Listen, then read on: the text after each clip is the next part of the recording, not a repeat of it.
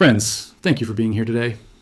What if I told you that a single, supposedly routine presentation in a German conference room recently exposed a meticulously crafted political illusion, one deliberately designed to drag an entire G7 nation into a terrifying alternative reality? And what happens when the loudest, most confident voice in the political arena suddenly realizes, in real time, that the uncompromising laws of physics simply do not care about his poll numbers or his campaign slogans? Welcome back to the channel. Today, we are diving into a geopolitical anomaly, a moment in time where rhetoric crashed headfirst into reality. According to whispers circulating in European diplomatic circles, a recent closed-door presentation in Germany left some of the continent's top thermodynamic scientists and energy engineers utterly speechless. A theory currently rocking global political forums suggests this wasn't just a simple diplomatic gaffe. It wasn't a mere slip of the tongue. Instead, it was a calculated, albeit disastrous attempt to export a very specific, highly weaponized brand of North American post-truth politics across the Atlantic Ocean. We are talking about the kind of political playbook perfected by Donald Trump, a framework where facts are treated as optional accessories, where the sheer volume of your voice is meant to substitute for the veracity of your claims, and where reality is bent, twisted, and reshaped into whatever you confidently declare it to be into a hot microphone. But this time, the target wasn't a rally crowd primed to cheer. The target was a room full of German engineers, and the result was a geopolitical car crash in slow motion. To understand the sheer magnitude of this incident, we have to rewind and set the geopolitical chessboard. Picture Europe in the frantic, desperate months following February 2022. The continent was facing an existential crisis. For decades, Europe, and Germany in particular, had built its economic engine on the back of cheap, reliable Russian natural gas. Almost overnight, that pipeline was weaponized. The pivot away from Russian energy wasn't just a matter of economic policy. It was a matter of sheer survival.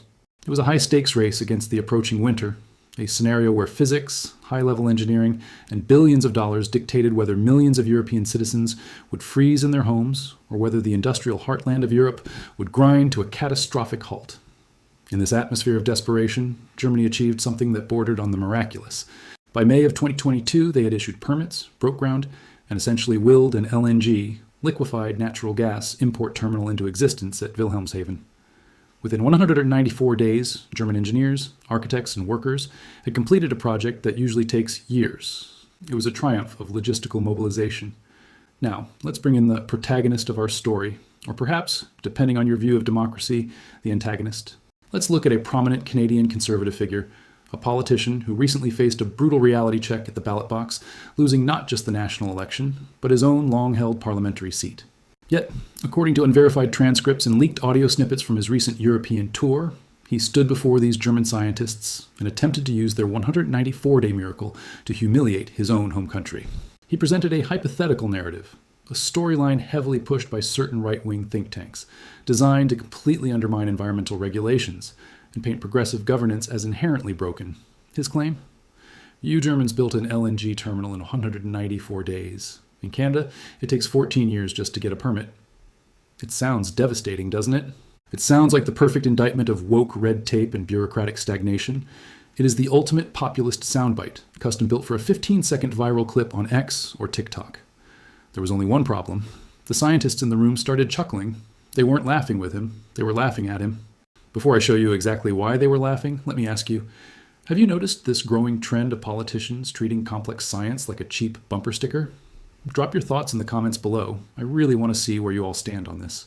And to understand why they laughed, we have to dissect the magic trick and show you the cheap wires holding up this populist illusion. We really need to look at the brutal, uncompromising difference between an LNG import facility and an LNG export facility. Let's break down the science, because in the populist ecosystem, science is usually the very first casualty. Building an import facility, like the one Germany built in 194 days, is relatively straightforward in the realm of mega engineering. You essentially need a dock. You need a specialized ship called a FSRU, floating storage regasification unit, to moor at that dock.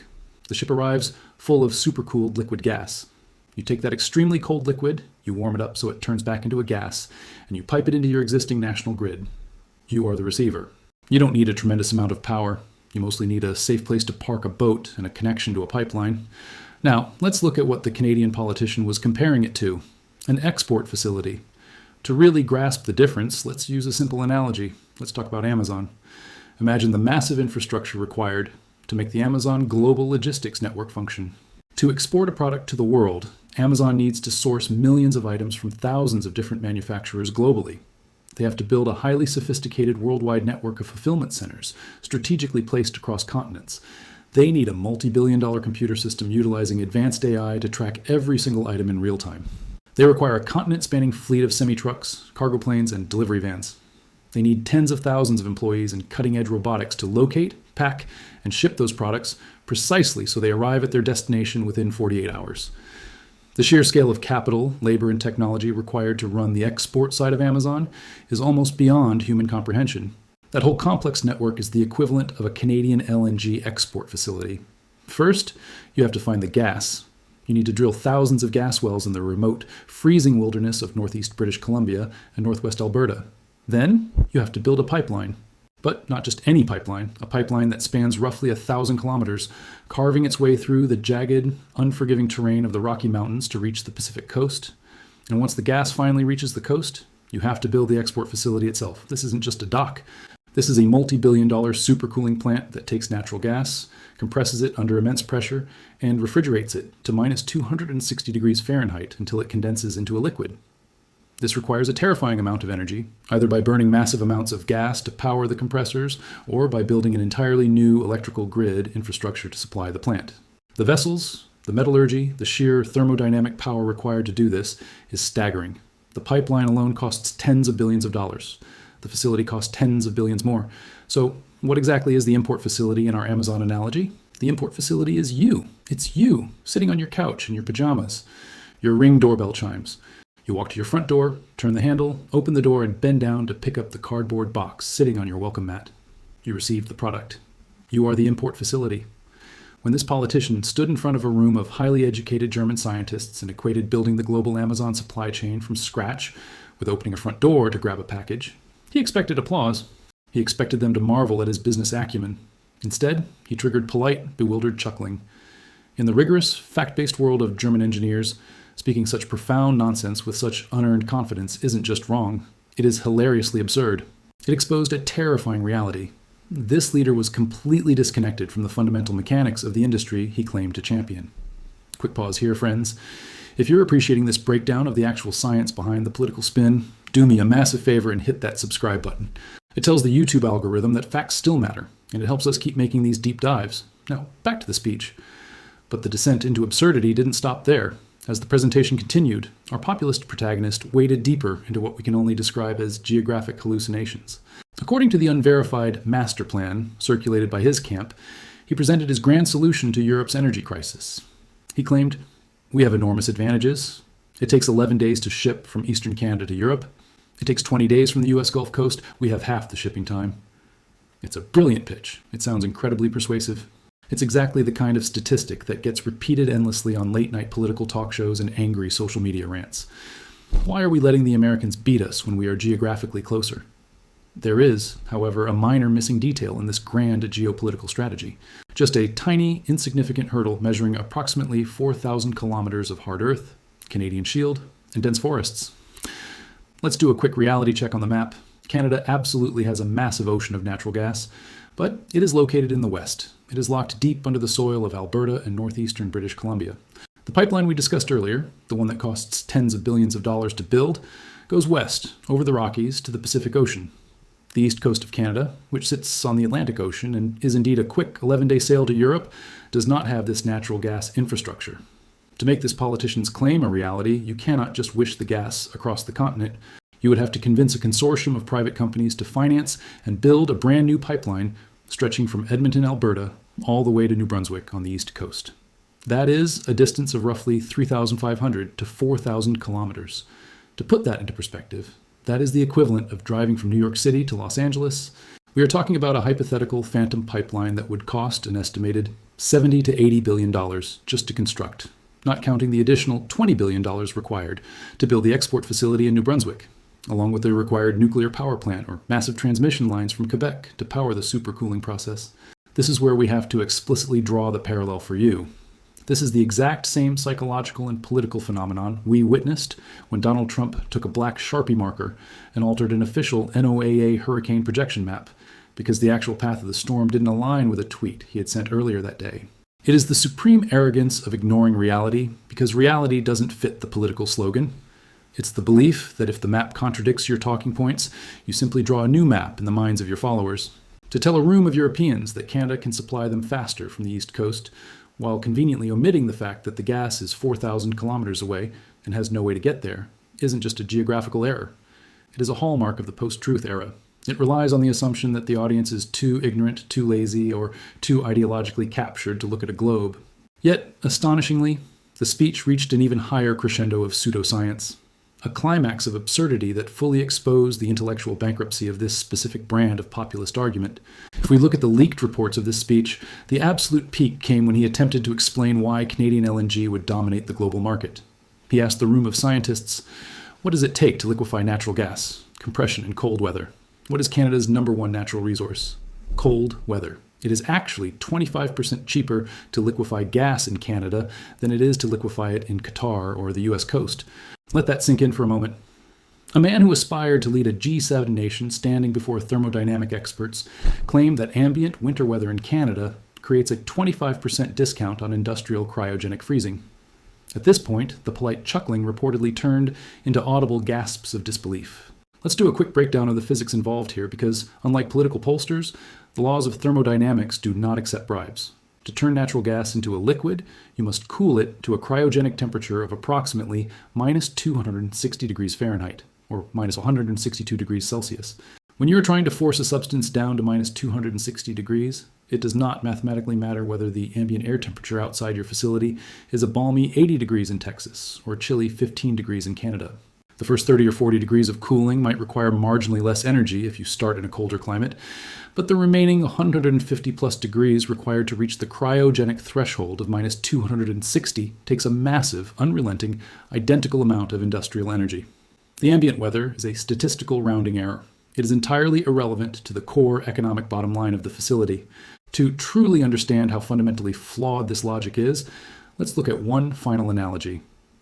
Imagine a local politician standing up at a town hall in Louisiana, staring dead into the cameras, and making the following economic pitch. Folks, it is an absolute outrage that we are importing baked goods from up north. Everyone knows that the only two things you need to bake an apple pie or cook a pepperoni pizza are the ingredients and heat. And what is our #1 natural resource down here in Louisiana? Heat. It's boiling outside. Therefore, because it's already 100 degrees in the swamp, we should be able to fire up our ovens and bake pizzas and apple pies 25% cheaper than anyone in Canada. I don't know how those Canadians even make pizza with all that cold air flying around. Louisiana will become the pizza export capital of the world. If a politician said that, they would be laughed out of the room. It sounds like the rambling of a child who doesn't understand how ovens work. But when you wrap that exact same childlike logic in a tailored suit, put a Canadian flag pin on the lapel, and deliver it with the stern, aggressive confidence of a populist firebrand, a terrifying portion of the electorate will simply nod their heads and believe it. Actually, I'm genuinely curious, what is the absolute most absurd, reality-defying claim you've ever heard a politician confidently state as fact? Head down to the comments and let me know. I read every single one, and the craziest ones might just end up in our next video. Which brings us to the ultimate question. Why did he say it? How does a major political figure confidently deliver a speech so detached from empirical reality? The answer lies in the danger of the modern political echo chamber. Politicians who subscribe to the MAGA-style playbook do not operate in the real world. They operate in curated ecosystems of outrage. They spend years surrounded by sycophants, partisan bloggers, and highly manicured social media algorithms that reward aggression over accuracy. In their world, if you say something loudly enough and if it owns the libs, it is deemed the truth. They are never fact-checked by their audience. They are never challenged on the physics, the geography, or the math.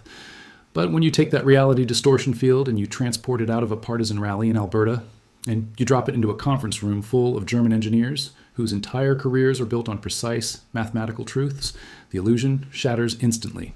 The German scientists were not captured by his algorithm. They were immune to his talking points. They just saw a man trying to gaslight a thermometer. But before we reach the final resolution of this spectacle, we have to circle back and address the very foundation of his entire speech, the claim that started the chuckling in the first place. Germany took 194 days. Canada takes 14 years. We've dismantled the physics and the geography, but we need to dismantle this timeline because it exposes exactly how populist rhetoric weaponizes half-truths. When Germany completed their Wilhelmshaven terminal in 194 days, it was undeniably an engineering marvel. But what the politician conveniently omitted was the legal and political reality of how that happened. Germany passed the LNG Acceleration Act, a piece of emergency wartime legislation. They systematically bypassed standard environmental impact assessments, suspended mandatory public consultation periods, and overrode local zoning laws. Why? Because the Russian military machine was weaponizing winter and the collapse of the German industrial economy was imminent. It was a desperate break-glass-in-case of emergency measure, enacted under the looming shadow of a geopolitical catastrophe. It was not, by any stretch of the imagination, a standard blueprint for sustainable infrastructure development. Now, let's look across the ocean at what this politician casually dismisses as woke red tape and bureaucratic stagnation holding up Canadian LNG projects. What exactly does that 14-year timeline entail? First, it involves the sheer, terrifying physical reality of the Canadian landscape. We aren't talking about mooring a ship in a heavily industrialized, flat European harbor. We are talking about blasting and carving a path through the Canadian Rockies and the Coast Mountains. This requires laying heavily pressurized, massive-gauge steel pipelines across some of the most rugged, avalanche-prone, seismically active, and ecologically sensitive terrain on planet Earth. You do not just fast-track a pipeline through a mountain range. You engineer it millimeter by millimeter to ensure it doesn't rupture and trigger an environmental apocalypse. Second, and perhaps most importantly, that timeline involves the law. In a modern constitutional democracy, you cannot simply act like a 19th century railroad baron and bulldoze a multi-billion-dollar trench straight through sovereign indigenous territory. Navigating the legal landscape of Canadian energy means engaging in years of rigorous, constitutionally mandated consultations with dozens of First Nations communities. It means negotiating land rights, environmental protections, and complex equity partnerships. Treating the fundamental human rights of indigenous peoples and the meticulous protection of pristine ecosystems as mere paperwork that is inconveniently slowing down a corporate balance sheet is not just spectacularly arrogant. It is a profound misunderstanding of how a functioning democracy operates. Furthermore, let's talk about the invisible hand of the free market, something these politicians claim to revere. Private capital doesn't abandon multi-billion-dollar mega projects because of woke ideology. They hesitate because the capital expenditure required to conquer a mountain range and build a state-of-the-art cryogenic export terminal from scratch is absolutely astronomical. Global energy markets are notoriously volatile. If the financial math was as simple, cheap, and guaranteed as this politician confidently declared to that room of experts, private equity would have built these facilities a decade ago, regardless of who was sitting in the Prime Minister's office. But the free market knows what the populist ignores. Reality is incredibly expensive. So, when a political leader stands on a stage in Europe and compares dropping a floating regasification ship into a German port during a wartime energy panic to the staggering 14-year process of charting, engineering, financing, and legally securing a mega pipeline across the Rocky Mountains, they aren't just comparing apples to oranges. They are comparing applying a Band-Aid to performing open-heart surgery. They are selling a cheap bumper sticker solution to a room full of master surgeons and wondering why nobody is clapping. And that brings us to the final resolution of this entire spectacle and the massive geopolitical bullet we ultimately dodged. When we step back and look at the big picture, this leaked incident from Munich is not just a funny story about a politician making a gaffe about natural gas. It is a terrifying glimpse into the abyss. It shows us exactly how populist leaders attempt to govern highly complex, fiercely intricate global issues. They try to navigate the treacherous waters of 21st century geopolitics using bumper sticker slogans, Sharpie markers, and fabricated data. We are living in an era defined by monumental challenges: climate change, global energy transitions, artificial intelligence, and shifting geopolitical alliances. These are issues that require deep, nuanced understanding. They require leaders who are willing to sit down with experts, read the briefing binders, understand the science, and grapple with the hard, uncompromising realities of infrastructure, logistics, and physics. Instead, the populist playbook offers us the illusion of easy answers. We will just build it faster. We will just ship it from the East Coast. It will be cheaper because it's cold outside. It is the political equivalent of snake oil. Contrast this chaotic, anti-science, post-truth approach with the steady, fact-based governance that ultimately, thankfully, prevailed. Without explicitly turning this into a partisan victory lap, it is profoundly important to recognize that the citizens of Canada recently faced a massive crossroads. They looked at the loud, confident promises of simple solutions, and they looked at the quiet, complex reality of governing a modern democracy. And in rejecting the politics of illusion, in handing this particular politician a historic defeat that cost him even his own local riding, they secured a victory for sanity. They dodged a bullet that could have sent the nation's credibility on the global stage plummeting into the abyss. Because at the end of the day, in the high-stakes, multi-billion-dollar game of global geopolitics and international energy security, there are limits to rhetoric. You can bully a political opponent. You can spin a narrative in the press. You can even manipulate an algorithm to trend your campaign slogan globally. But you cannot bluff physics. You cannot intimidate geography. And you absolutely cannot gaslight a thermometer. Some politicians are finally finding out the hard way that when you confidently step outside the protective bubble of your echo chamber, reality bites back, and it bites back hard. Thank you so much for watching. If you appreciate this kind of deep dive analysis into the intersection of geopolitics, science, and the fight for empirical truth, please hit that like button, subscribe to the channel, and turn on notifications. It is the absolute best way to support this work and keep us dissecting the illusions they try to sell us. Don't forget to sound off in the comments with your takeaways from this whole Munich incident. Until next time, stay curious and always check the math.